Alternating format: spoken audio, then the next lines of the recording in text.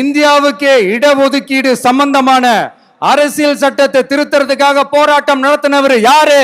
நம்ம தந்தை பெரியாரு. 100 வருஷத்துக்கு முன்னாடியே வகுப்பு வாரி பிரதிநிதித்துவம் வேணும்னு கேட்டவர்.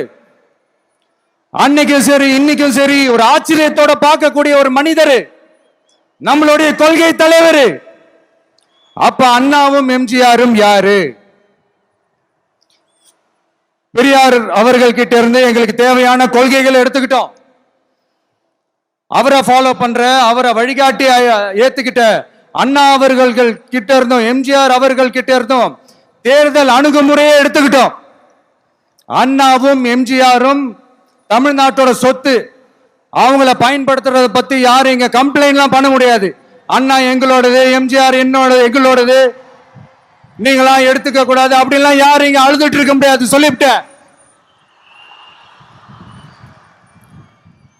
அதனால நாங்க ஒரு வழியில அரசியல் செஞ்சுக்கிட்டு போயிட்டு இருக்கிறோம். உங்களுக்கு தான் டிவிக்கே ஒரு பொருட்டே இல்லைல்ல, அப்புறம் ஏன் கதறீங்க? அப்புறம் ஆளாளுக்கு அங்க போயிட்டு இங்க போயிட்டு புலம்பி தள்ளிக்கிட்டு இருக்கிறீங்க. இது எப்படி இருக்கு தெரியுமா?